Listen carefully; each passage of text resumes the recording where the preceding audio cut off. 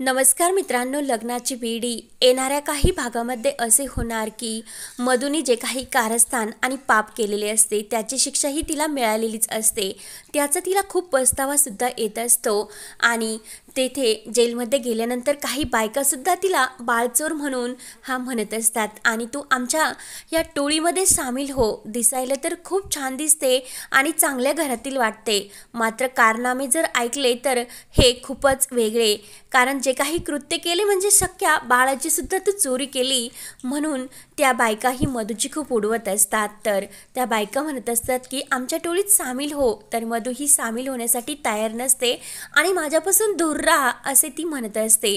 तर त्यातील एक बायका ही मधूच्या सनकनसी कानामागे लावते आणि मधू ही खूपच घाबरते आणि तिला आपल्या जीवनाचा सुद्धा खूप असा पछतावा येत असतो। त्यानंतर इकडे राघव आणि सिंधू हे आपल्या रूममध्ये बाळासोबत असतात।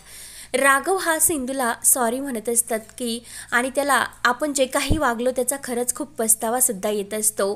राघव म्हणत असतो की मला खरंच मधू असे काही कारस्थान करेन असे कधीही वाटले नव्हते, कारण मधूने माझ्या डोळ्यावर जी पट्टी बांधलेली होती ती खरंच मी ओळखू शकलो नाही।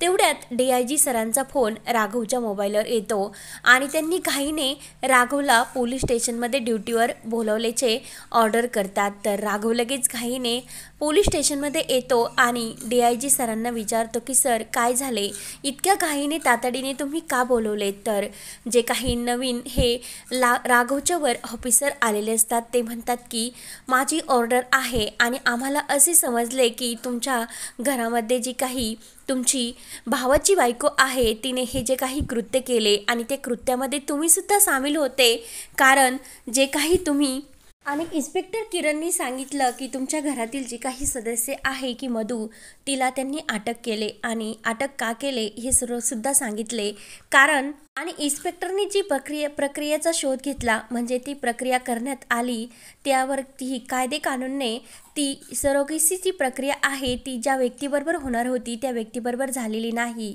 आणि तुझ्या घरातील मधूने जे काही कारस्थान केलेले आहे त्या सर्वाचा शोध हा घेतला आणि जी काही सिंधूची मैत्रीण आहे त्यांनी सुद्धा ही मधूविरुद्ध साक्ष दिली आणि मधू कायद्याविरुद्ध तुमच्या बाळाची आई बनली। आणि खास गोष्ट अशी आहे की राघव तुम्ही त्यावेळी तेथे हे हजर होतात आणि तुमच्या समोर ही प्रक्रिया झाली तरी सुद्धा तुम्ही का प्रक्रिया थांबवली नाही? तेव्हा राघव सांगतो की त्यावेळी माझ्याजवळ विचार करण्याची अशी कोणतीही एक गोष्ट उरली नव्हती आणि माझ्या बाळासाठी हा निर्णय मला घ्यावा लागला, कारण माझं बाळ होणार ही शेवटची आशा आता राहिलेली होती, त्यामुळे मी कोणताही विचार केला नाही आणि ती प्रक्रियासुद्धा मी थांबवली नाही, त्यामुळे मी त्यावेळी काहीच बोललो नाही।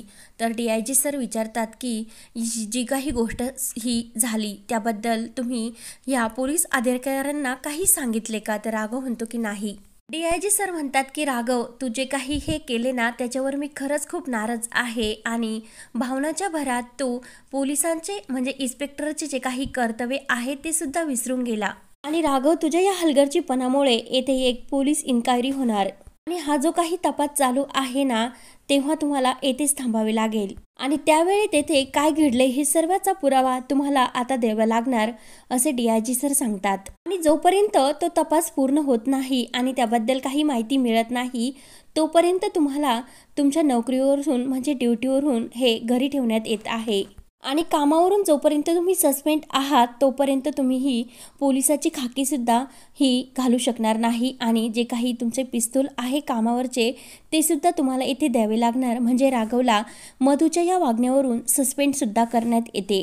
तेव्हा राघवला तो सर्व अर्ज बघून खूप असे वाईट वाटते आणि राघव आपली वर्दी आणि ते पिस्तूल हे कर्मचाऱ्यांना सोपवतो आणि तेथून निघून घरी येतो। त्यानंतर इकडे मधूला खूप पछतावा येत असतो, ती खूप रडत असते। तर मधूची जी काही हमशकल असते ती मधूला म्हणत असते की बघितले का येथे जे काही आरोपी आहेत ते सुद्धा तुला चोर म्हणतात आणि ते सुद्धा तुला आपल्यासारखे समजतात। तर मधू म्हणते की नाही, मी काहीही गुन्हा केलेला नाही, मी फक्त हे सर्व राघवसाठी केले। तर मधूची हमशकल म्हणत असते की नाही, तू राघवसाठी हे सर्व केलेली नाही, सिंधू आणि राघवला वेगळे करण्यासाठी तू कायम काही ना काही कारस्थान करतच असते आणि आता तर तू त्यांच्यापासून त्यांचे बाळ सुद्धा हिसकवण्याचा प्रयत्न केला।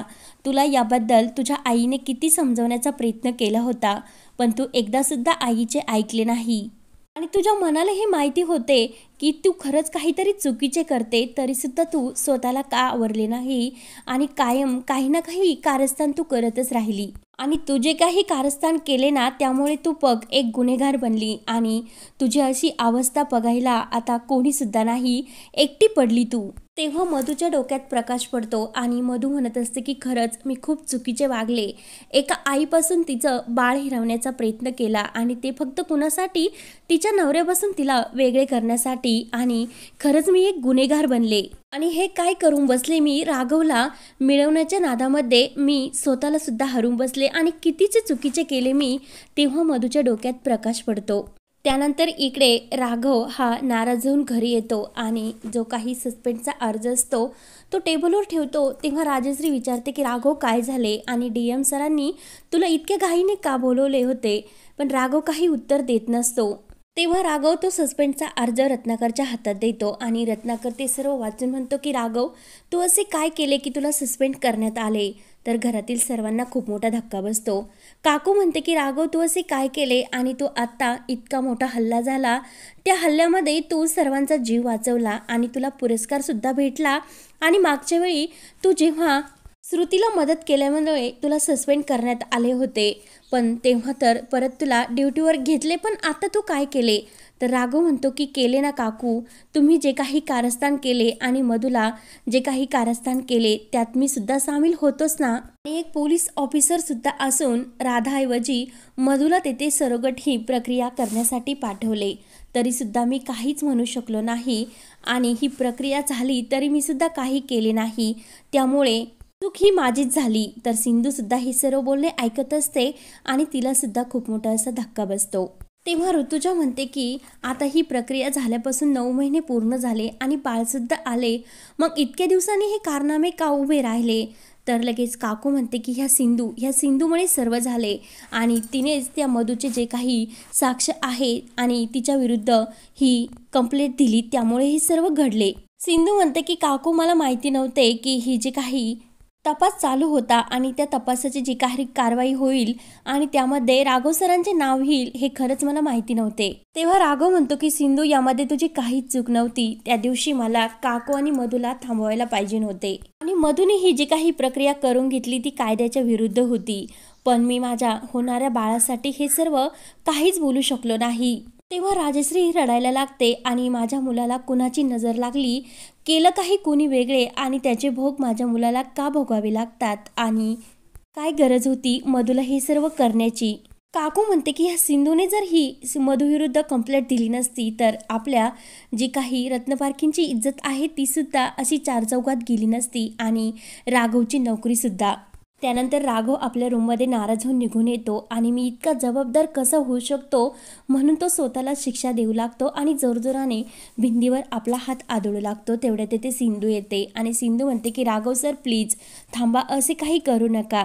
राघव म्हणतो की मी फक्त माझा डिपार्टमेंट आहे त्यांना धोका दिला नाही आणि आज मला माझ्या DIG सरांसमोर मान खाली घालावी लागली कारण ह्या कृत्यामुळे आणि मी स्वतःची नजरसुद्धा माझ्या ह्या नजरेला मिळू शकत नाही, लाज वाटते मला, सर्व माझीच मला. आणि इकडे मधूबरोबर जे काही आरोपी म्हणजे गुन्हेगार असतात त्या मधूला खूप त्रास देत असतात आणि तिची उडवतसुद्धा असतात आणि मधूला यातून सुटका होण्यासाठी कोणतीही वकीलसुद्धा मधूची केस घेण्यासाठी तयार नसतो. तर पुढे काय होणार आणि काकू सिंधूला म्हणत असते की तू मधूवर जी काही कंप्लेंट केलेली आहे ती मागे घे, पण सिंधू काही मागे हटणार नसते आणि मधूला हे सर्वातून ती कुठेही सुटका तिची होऊन देणार नसते. तर पुढे काय होणार हे पाहण्यासाठी आपल्या चॅनलला नक्की सबस्क्राईब करत राहा. धन्यवाद.